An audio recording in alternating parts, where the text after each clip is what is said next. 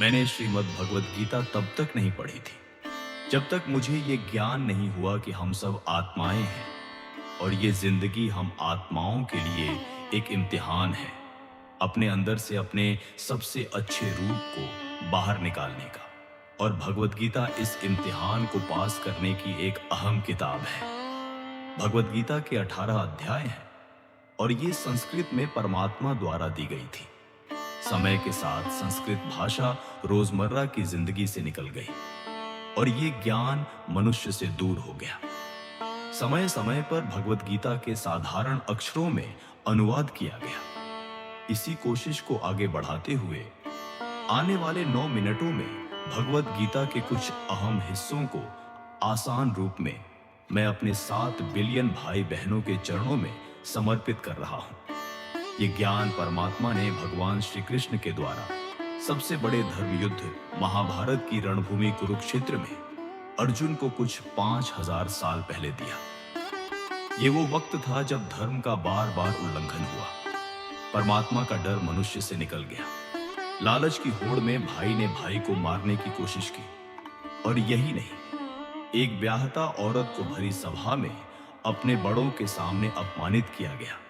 इससे पहले कि मनुष्य जाति धर्म युग से निकलकर पूर्ण रूप से कलयुग में जाती, युद्ध की रणभूमि में युद्ध से कुछ पहले परमात्मा ने श्रीमद् भगवद गीता भगवान श्री कृष्ण के द्वारा मनुष्य जाति के कल्याण के लिए दी, जो किसी एक धर्म के लिए नहीं बल्कि पूरी मनुष्य जाति के लिए है, पूरी इंसानियत के लिए है, सब आत्माओं के लिए है। क्योंकि ये आत्मा को परमात्मा के बारे में, उसकी सृष्टि के बारे में और सबसे अहम ये उनके बारे में समझाती है, जिनका आत्मा को मनुष्य के रूप में हर हाल में पालन करना होगा, रक्षा करनी होगी। और इन्हीं कायदों की बुनियाद पे एक आत्मा को शरीर त्यागने के बाद परखा जाएगा।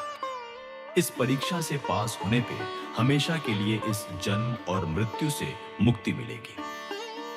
परमात्मा भगवद गीता में कहते हैं कि मैं ही सबकी शुरुआत हूं, मैं शुरू से भी पहले था और सब खत्म होने के बाद भी रहूंगा। सब मुझ में है और मैं सब में हूं। जो भी तुम छू सकते हो, देख सकते हो या सुन सकते हो, वो सब मैं हूं। ये नदियां, पहाड़, सूरज, ग्रहण, चांद, सितारे सब मैंने बनाए हैं। मैंने ही भगवान, शैतान, राक्षस और इंसान बनाया। मैं सर्वव्यापी हूं, मैं सब में हूं। मैं ही ब्रह्मा बन के सब बनाता हूं और रुद्रा बन के सब नष्ट करता हूं। मैं ये सृष्टि यूं ही बनाता और तोड़ता रहूंगा ताकि आत्माओं को मौके मिल सके इस जन्म और मृत्यु से एक दिन मोक्ष पाने का, हमेशा के लिए परमात्मा के साथ रहने का। भगवद गीता कहती है कि इस सबसे बड़ी परीक्षा के लिए परमात्मा ने प्रकृति का निर्माण 5 तत्व हवा, अग्नि, जल, पृथ्वी और ईथर से किया, जिन्हें हम छू के, सूंघ के, देख के समझ सकते हैं। पर खुद परमात्मा इन 5 इंद्रियों की समझ से बाहर है। उन्हें आत्मा इन इंद्रियों से नहीं जान सकती। आत्मा 5 इंद्रियों के साथ वैसे ही है जैसे एक लोहे का रोबोट जिसे अपने आने वाले का कोई पता नहीं। अर्जुन को भी परमात्मा का विराट रूप देखने के लिए भगवान श्री कृष्ण ने दिव्य नेत्र दिए। श्रीमद् भगवद गीता समझाती है कि आत्मा अजन्मी है, इसे कोई मार नहीं सकता, कोई जला नहीं सकता, डूबा नहीं सकता, काट नहीं सकता। लेकिन आत्मा को परमात्मा के साथ हमेशा रहने के लिए ये परीक्षा रूपी जीवन में बैठना ही पड़ेगा। इस परीक्षा के लिए परमात्मा से बिछड़ के आत्मा को पृथ्वी पे किसी ना किसी रूप में जन्म लेना पड़ता है और 88 करोड़ योनियों को जीने और भोगने के बाद एक आत्मा को मनुष्य का शरीर और दिमाग मिलता है। इस सबसे बड़ी मर्यादाओं की परीक्षा में बैठने के लिए हर मनुष्य को इस पूरी परीक्षा के दौरान तरह तरह की अच्छी और बुरी भावनाओं के चक्रव्यूह में अपने ही भाई बहन या मित्रों के साथ डाला जाता है, जिसमें हर आत्मा को अपने अंदर के तामसिक और राजसिक अवगुणों से निकल के सात्विक जीवन में प्रवेश करने के मौके मिलते हैं।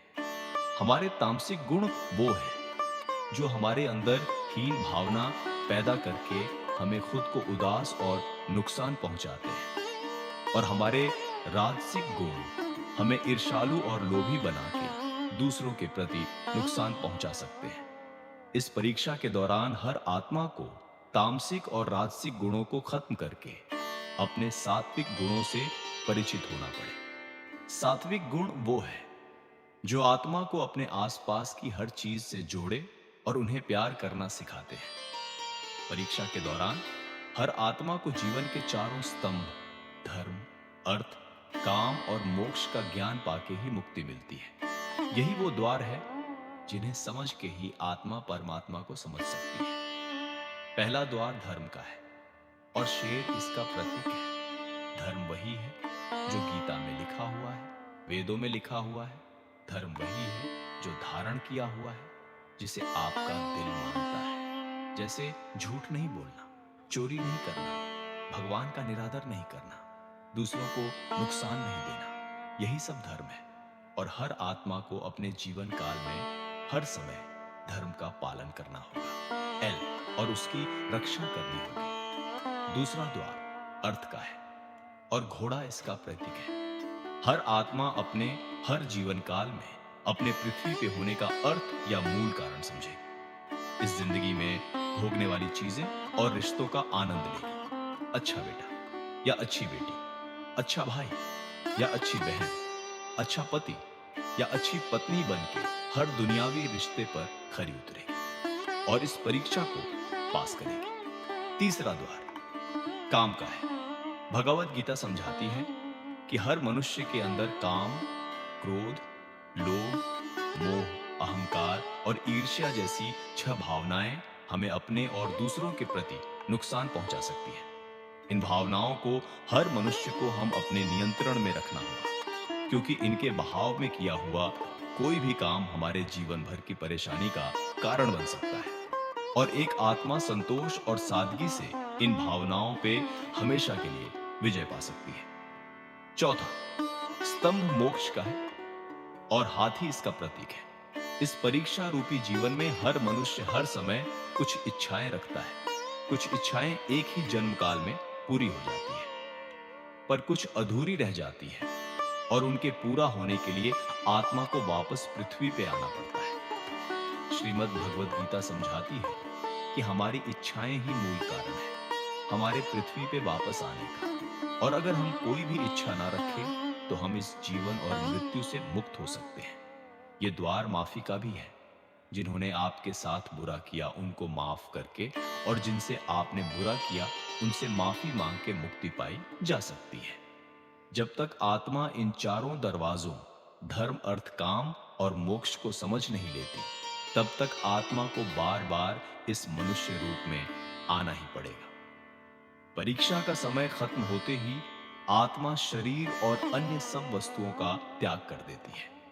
जो भी संसार में रहकर बनाया वो अब किसी और का होगा और आत्मा अपने कर्मों के फैसले के लिए चली जाती है।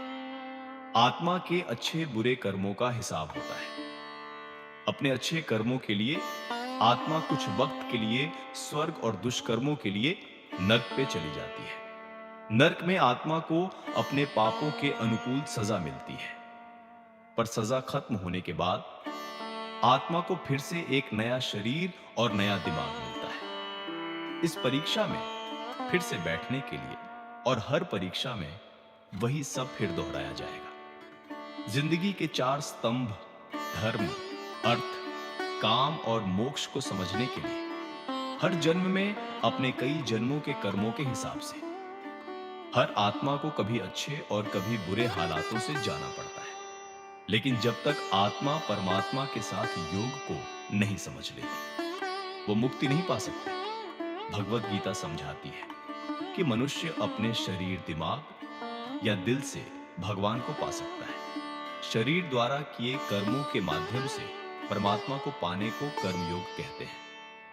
ऐसे कर्म जो परमात्मा की इच्छा से हो और दूसरों के कल्याण के लिए हो। एक आत्मा दिमाग से भी परमात्मा के साथ योग लगा सकती है। इसे राजा योग कहते हैं, क्योंकि दिमाग या मस्तिष्क सब इंद्रियों का राजा है। एक अपनी अवस्था, सांस प्रणाली, आसन, अभ्यास, साधना और तपस्या से परमात्मा को इस योग के रास्ते पा लेता है। इस योग को समझने के लिए हमें अपने अंदर की एनर्जी यानी चक्र और कुंडालिनी को समझना पड़ेगा। आत्मा मस्तिष्क से मेडिटेशन या ध्यान लगा के परमात्मा के साथ योग लगा सकती है। शंकराचार्य, स्वामी परमहंस, स्वामी विवेकानंद और उनके जैसे कई योगी इस योग के रास्ते परमात्मा के साथ संधि लगा पाए। परमात्मा भगवत गीता में कहते हैं कि अगर किसी आत्मा को धर्म ना भी समझ आए, योग ना भी समझ आए, पर अगर वो मेरी शरण में आ जाए तो मैं उसके सारे पाप माफ कर देता हूं। परमात्मा को ऐसी दिल की गहराइयों से पुकार के पाने को भक्ति योग कहते हैं। चैतन्य महाप्रभु और भगवान हनुमान इस योग के सबसे बड़े उदाहरण हैं। लेकिन कभी आत्मा अपने होने का मूल कारण भूल के धर्म का उल्लंघन करे या पाप कर्म पे निकल जाए, तो उसे ठीक करने के लिए परमात्मा खुद किसी रूप में पृथ्वी पे जन्म लेते हैं। आइए श्रीमद् भगवत गीता को पूरा पढ़ के इस जिंदगी के असली मायने समझे और परमात्मा के साथ योग लगाएं।